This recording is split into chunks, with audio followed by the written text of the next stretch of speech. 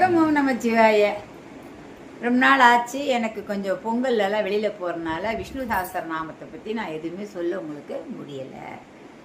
இன்னைக்கு நாம் 17வது திருநாமமாகிய அஷராய நம அப்படின்ற திருக்கதை நாமத்தில் கதையை நம்ம பார்ப்போமா.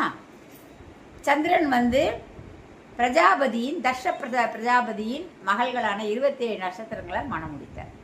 அப்படி அவர் மனம் முடித்துட்டு ரோஹிணி என்ற நட்சத்திர மங்கையோட மட்டும் அவர் மிகவும் சந்தோஷமாக தன் நாட்களை கடத்தினார். மீதி இருக்கிற 26 பேரும் அவள் அப்பாட்ட போய் முறையிடுறான். எங்ககிட்டலாம் அவர் சந்தோஷமாகவே இல்லை, ரோஹிணி கிட்ட மட்டும்தான் சந்தோஷமாக இருக்காரு அப்படின்னு சொல்கிறார். சொன்னோன்னு கோபமாயிடுது. யாருக்கு? அப்பாவுக்கு. பிரஜாபதி என்ன பண்ணுறாருன்னா போய் அவரை சாபம் கொடுத்துடுறார். என்ன சாபம் கொடுக்குறார்?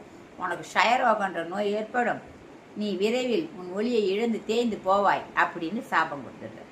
அதுவரை முழுநிலவாகி இருந்த சந்திரன் கொஞ்சம் கொஞ்சமாக தேஞ்சு என்ன ஆயிட்டாரு? தன் ஒளியை இழந்துட்டார். உடனே அவர் ஓடி போய் தர்ஷனுடைய காலில் விழுந்து எனக்கு சாப விரோசத்துக்கு ஏதாவது வழி சொல்லுங்க அப்படின்னு கேட்குறாரு. கேட்டோன்னே அவர் சொல்கிறாரு, சந்திரா, மயிலாடுதுறையில் பக்கத்தில் என்ன ஊர் இருக்குன்னா சயனத்திற்கும் பரிமள ரங்கநாதர் அப்படின்னு இருக்கார். அவரை போய் தரிசி அந்த புஷ்கரில் நீராடிட்டு அவரை தரிசனம் பண்ணேன்னா உன்னுடைய இந்த நிலைமை மாறும், சாபம் மாறும் அப்படின்னு சொல்கிறார். அதே மாதிரி சந்திரனும் மயிலாடுதுறைக்கு புஷ்கரில் நீராடி பரிமள ரங்கநாதரை வணங்கினார். வணங்கி அவரால் சாப விமோசனம் பெற்றார். அவரால் மீண்டும் சந்திரன் வளரத் தொடங்கினார். தினமும் ஒரு கலை வளரப்பெற்று 16 கலங்கள் நிரம்பிய முழு பௌர்ணமியாக மீண்டும் பிரகாசிக்க தொடங்கினார். இந்து என்ற சந்திரன் என்று பொருள். அந்த ஊர் பேர் திரு இந்தலூர், மயிலாடுதுறை பக்கத்தில் இருக்குது. அந்த திவ்ய தேசங்களில் ஒன்று.